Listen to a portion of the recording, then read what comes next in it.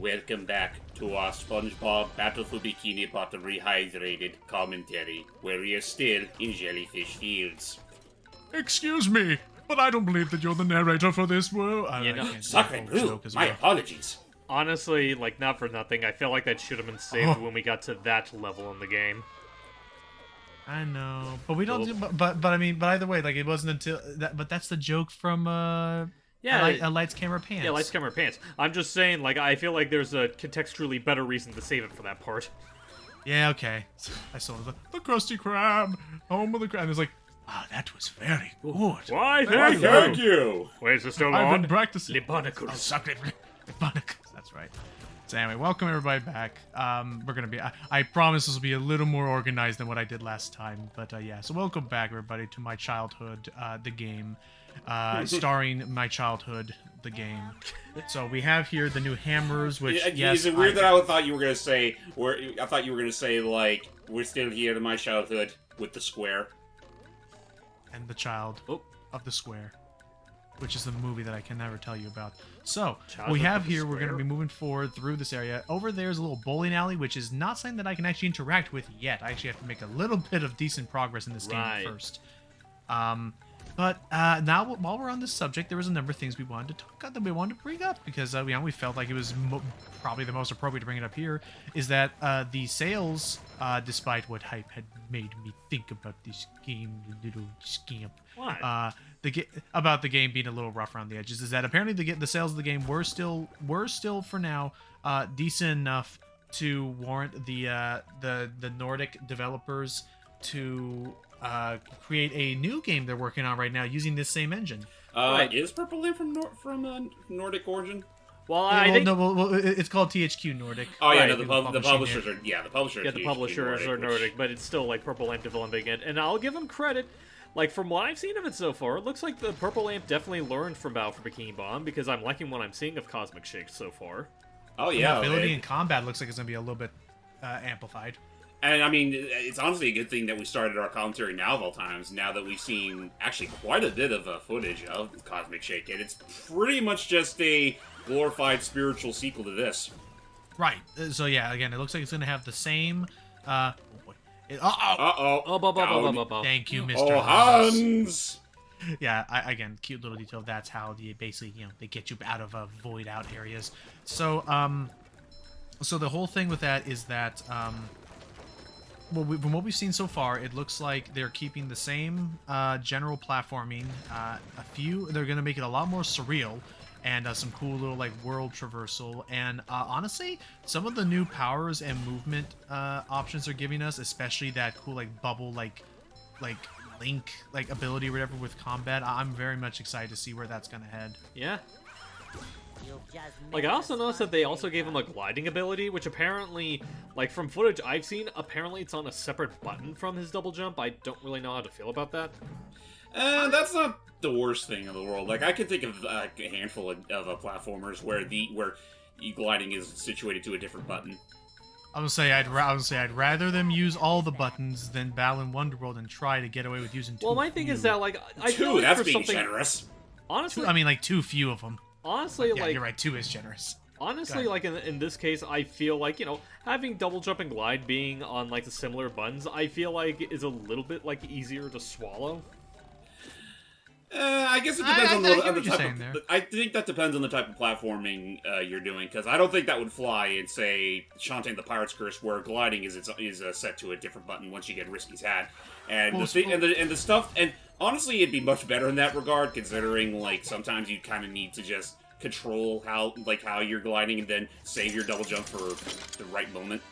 Well, that's what helps, is that don't you get to, use your hat to, give yourself a little puff of air to, kind of, get a little, few more extra hops while in the air while still gliding? No, you're thinking of the cannon. Oh, right. Also, here's the other casualty of the yeah. Oh, Mermaid Man!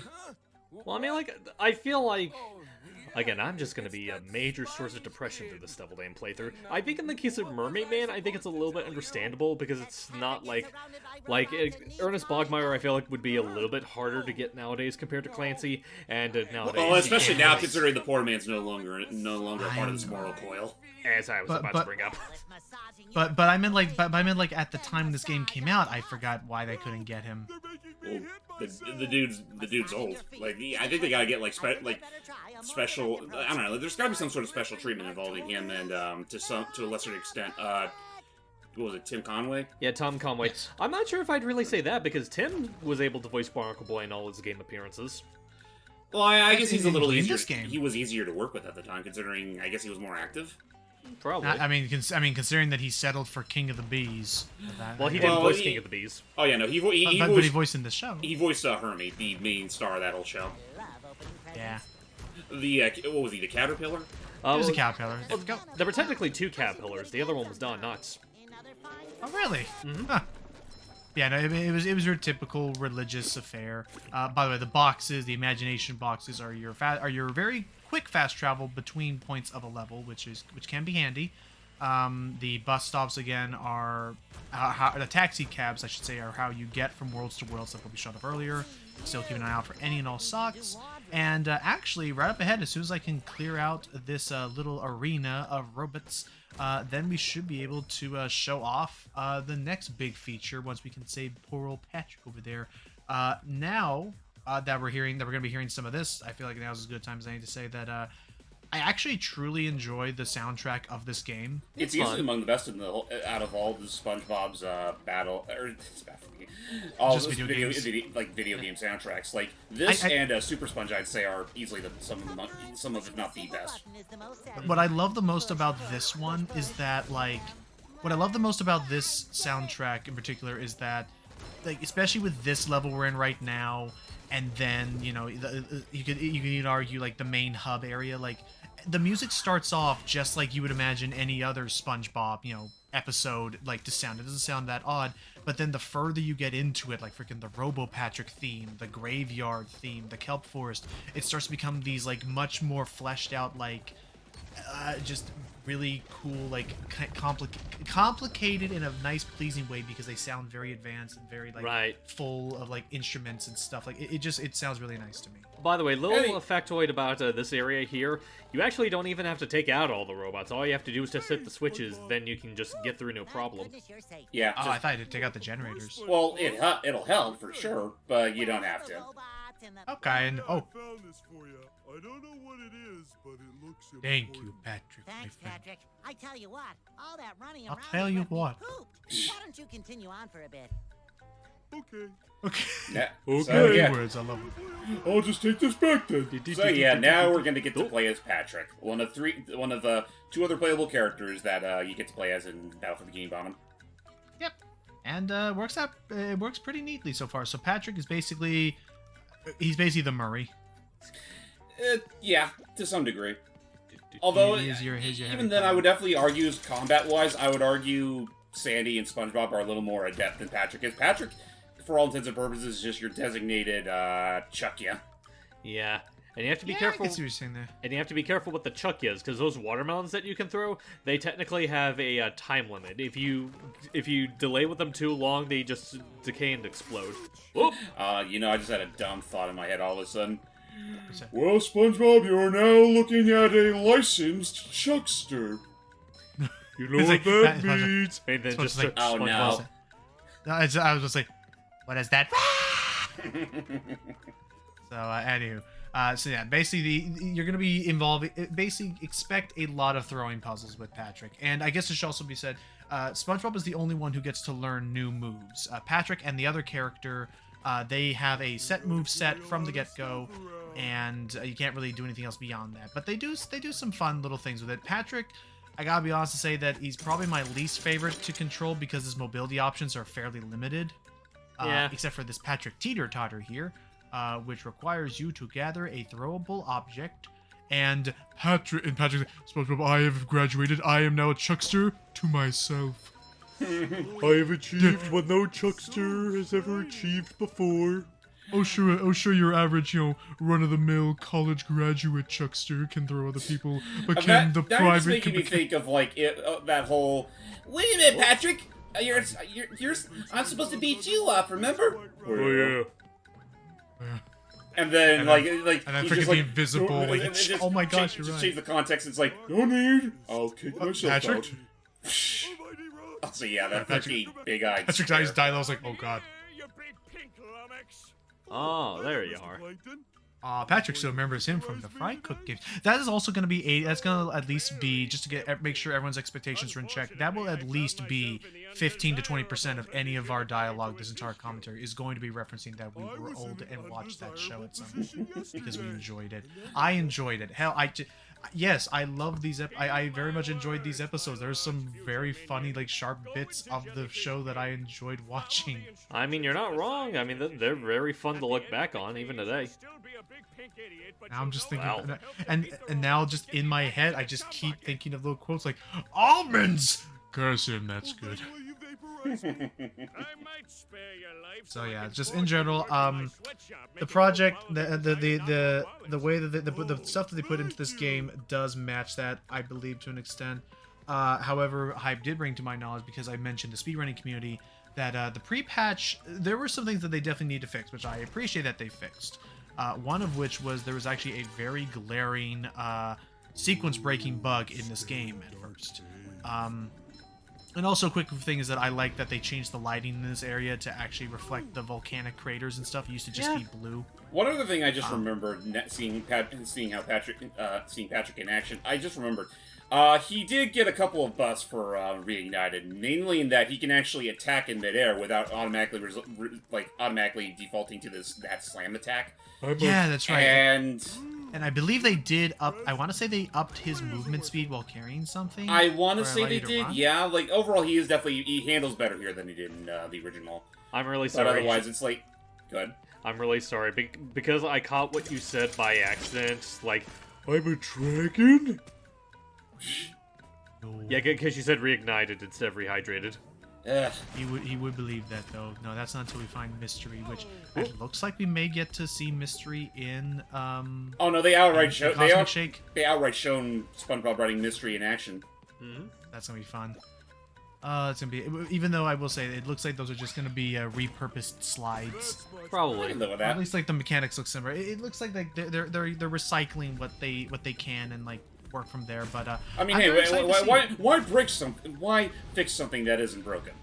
Right, I am still despite any criticism we put in this game or in the future, I'm looking forward to seeing what an original SpongeBob game is gonna look like now. Oh yeah, like Anyway, going back. Anyway, before we completely forget that whole infamous the game breaking tactic. bug. Yes, sorry. Yes, the game breaking bug. Sorry, my thoughts going through a lot. My brain ain't so good. So No, you're the fine. problem was that Oh, I get it. You accidentally installed one of those dumb head coral. Remember that one episode of SpongeBob? the Like, brain head. Yeah, I yeah, the remember brain that coral. episode. That's it. Which is a perfect example of how I felt the writing started to get a little bit like the scenarios were, I'll give them credit, they were varied, but I felt like the writing and jokes weren't able to like keep it up. That and also Patrick got a lot more mean spirited. Oh yeah, that's something that's like I feel like they kind of toned that down just a smidgen as of lately. Honestly, that seems like my summation when it comes to like modern SpongeBob writing, and that like they're a lot better having everyone stay in character. The jokes just aren't quite as sharp. But yeah, no, again, that did. Anyway, back to that whole. Sorry, yes. Basically, there is actually an incredible system within. Can I do this? It should be. There's a lot to do. There's an incredible. Grab the ledge. Thank you. There is actually a very incredible system within SpongeBob Battle for Bikini Bottom. I think any big game, like, oh my gosh, Banjo-Tooie would have been so much better if it had a system like this, I personally think. They have a system where, if you pick up a golden spatula, or if you're in the progress of solving a golden spatula, you can actually at any time select from a menu any level, literally any level, and any golden spatula in that level. And by the way, this is what Freezy Fruit do. No. It does nothing. Freezy Fruit does this. Nice. Love that look. Anyway, you can actually select that golden spatula and fast travel to wherever the quest giver was, or to where you need to go to start solving that golden spatula, or even after you complete it, you can still use it as a checkpoint fast travel system a la Mario Odyssey. Like, very, very useful. However, I'm gonna go get that purple shiny thing because it's worth more. Look at his strut. I know the piano keys is all we need. I wonder if it's just me, but did the time limit for the Freezy fruit get a little bit stricter in this compared to the original? No, that's Not probably really. what it used to be. Remember, it's only strict here because this is purely for, you know, the challenge collectible, the sock, and some shiny things. All right. If it's required, it will be more generous. Don't worry. Thank you, Patrick. Basically, you could select them, and you could then get access to that level. It's very, very handy. I'll definitely be making use of that. But the part that that James and Hype and I myself keep stumbling around, because that's what I do. I'm sorry. It's actually possible to. It was actually possible in the original release of this game, especially on PC, to basically Bypass that? You could queue up multiple button presses at the same time and basically glitch your way past menus that you weren't supposed to by like rapidly pressing the button while moving to the left or something like that, because it'll trigger you. It will trigger you. Also, this is showing that you can actually pick up robots that you stun as well.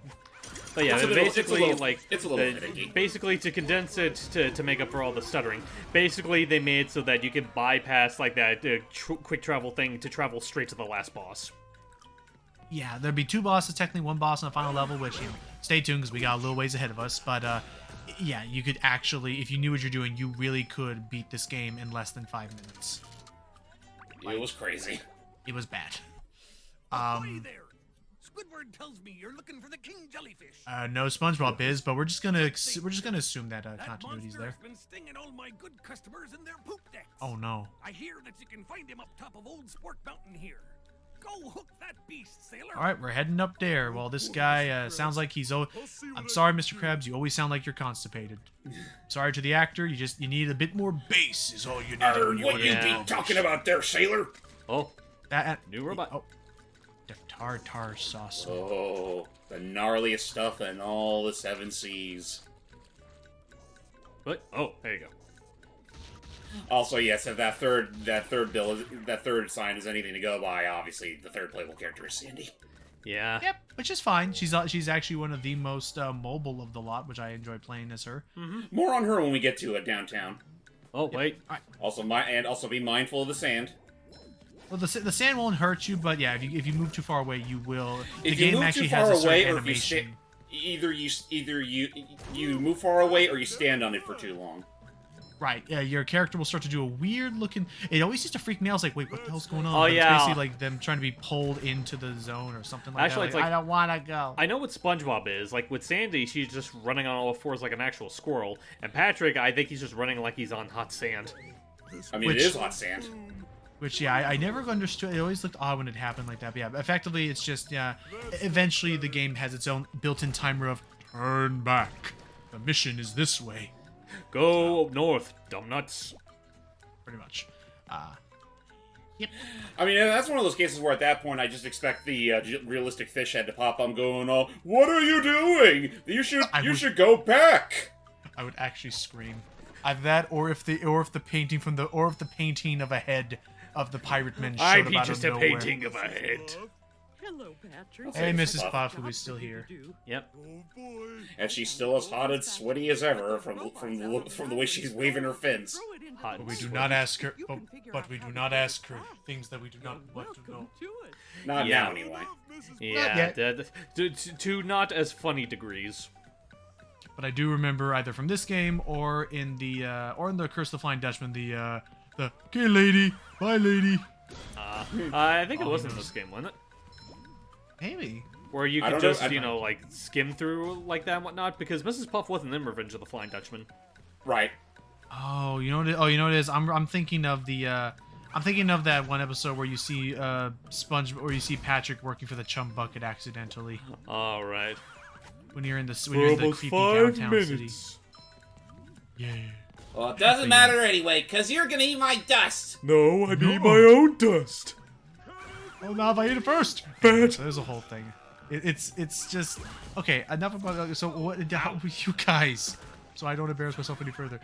You guys grew up with the show. I can only imagine and assume. Yeah, they did. In fact, little factoid, if I haven't brought it up already, the show actually, like the pilot for SpongeBob, it actually aired on my 7th birthday. Really? Mm-hmm.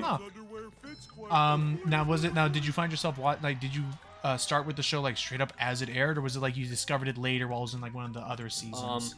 I know it was still very early on, like I'm pretty sure like I still caught around to season 1, and I, was pretty enamored with it since then. Okay. Well, I will get to interviewing James and our mystery guest next episode because we're still moving forward with this. Yeah, wow. In hindsight, maybe I should. No, I can still keep over this. We're gonna push forward into Jellyfish Fields now. Tell that to everybody. Reese now.